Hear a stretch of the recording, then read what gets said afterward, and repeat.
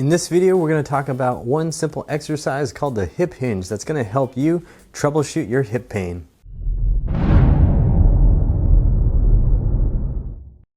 I'm Matt Chu from Upright Health, where we help you move beyond your limitations so you can live with confidence. In this video, we're going to talk about the hip hinge. It's a simple exercise that you can use to troubleshoot and train your body so that your hips feel good.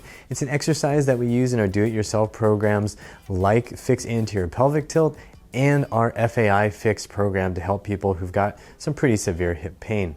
If you do the hip hinge and you notice that it's uncomfortable, then you are like a lot of our clients in studio. When you first do this, it may not feel great. The important thing to remember is that it does not mean that your hips are hopelessly broken. If you feel discomfort while doing the hip hinge, it tells you that there are muscles that need to learn how to function better together so that you can do the hip hinge pain-free and smoothly so you can function in daily life.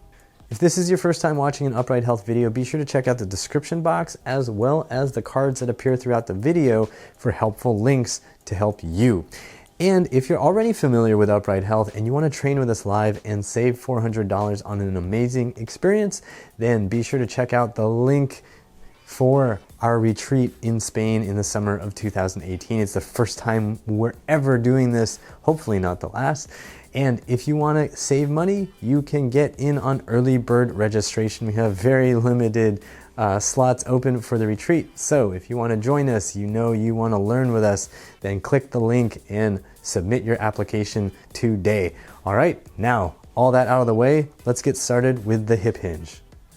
At its heart, the hip hinge is a pretty simple exercise, but a lot of people have been scared off due to bad medical advice about bending at the hips. So we want to go over the basics so you understand what you're doing and what can go wrong. The hip hinge basically starts with your feet parallel to one another.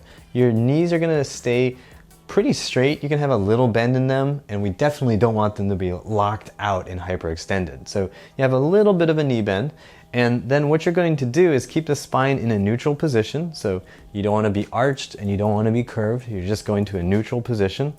And then you are going to imagine there's an axis of rotation here. So like a rod from here coming out here, and you're rotating around that axis. So then we're bowing like so. What we don't want is for that axis of rotation to be up higher at the spine, right in the lower back, because now we're getting lumbar flexion, lumbar spine flexion. We don't want it to be up high here, because now we're getting thoracic spine flexion. That's not what we're looking for. We want that rod, that axis here, so that when we go into that bow, we're actually using our glutes and our hamstrings and our adductors to actually control the motion. Those big muscles can really safely control that motion. And when you learn how to do this properly, you can lift up hundreds of pounds very safely. You will find it much more difficult to accomplish safe lifting if your spine is curled and you have your axis of rotation in a weird spot and you're trying to lift something up. If you can keep it here and hinge properly, you're going to feel a whole lot better. How can we use this to troubleshoot stuff with your hips? Well, we can think about what muscles are able to do their jobs or not do their jobs.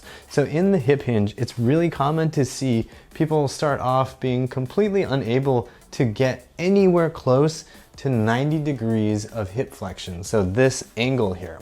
A lot of times when people first start this, they go, oh my gosh, my hamstrings are so tight, right? You can feel tension going down the backs of your legs, and you just feel like you're stuck, like you literally can't move. Now, a mistake people make here is thinking, well, that means my hip is really chewed up and destroyed and I have joint damage. That's not what that means. It means that the muscles that control this motion don't know how to control the motion. And so you need to gradually train these muscles to improve the full range of motion and get strength throughout the full range of motion. So be sure to check out the videos that I link to help you with your hamstrings. Another really common issue that people run into is really poor control over their pelvis. So people will go into the starting position and be already in this big anterior tilt with a lot of arch in the low back. If that's you, your hamstrings are not able to function well because they're actually pulled into a position where they're just not able to exert enough force to control the pelvis into the hinge motion.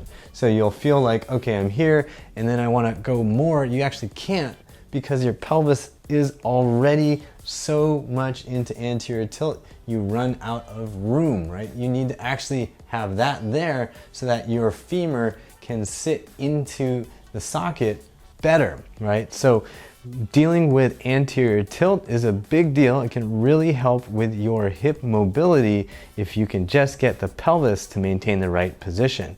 If that is an issue that you're running into, be sure to check out the links that I provide in the cards here and also in the description box, because there's a ton of stuff you can do to improve pelvis control and anterior tilt.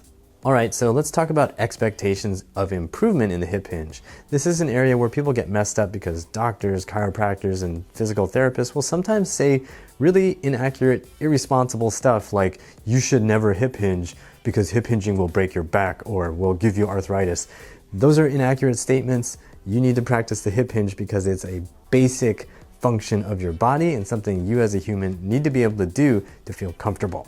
Okay, now in terms of timeline, I have seen people improve their hip hinge drastically in like 30 minutes, 1 hour. In a week, we regularly see people really make progress on the hip hinge. The thing that helps a lot is outside cueing. So if you can have somebody see you from the side and kind of tell you what you're doing, that's great. So if you have a trainer near you who you trust that has great reviews, then have that trainer help you. See somebody for 2 or 3 sessions to help you get that hip hinge. Or if you want to do this all on your own, that's totally cool, totally okay. Make sure you video yourself so you get a sense of what you're doing from the side, or use a mirror so you can see what your spine is doing and make sure that your hips are going in the right rhythm with the rest of your body. It's really important that you do it right on target rather than getting sloppy, because the more you practice it wrong, the better you get at doing it wrong. So if you're doing it on your own, as you narrow in on your form, then you should expect within a month that you're feeling like, yeah, I'm getting better at this. If you have help, it might be super quick. So whatever the case, just know improvement is coming. I hope at this point you have some really good ideas based on what I've just shown you. And if you want to learn more in person and you want to have more eyeballs of trained professionals on you to help you figure out how to train smarter and train in a way that keeps you feeling more resilient and healthy, then be sure to check out the link for our retreat in Spain this summer and do the early bird registration, save yourself some money, come hang out with us, learn how to train well, learn how to make your body feel good, eat some good food, relax in the sun, and join us in Spain. All right, guys, that's gonna do it for this video. Please remember to subscribe, support us on Patreon so I can keep giving this little thing tons and tons of milk. And as always, I hope you remember that pain sucks. Life shouldn't.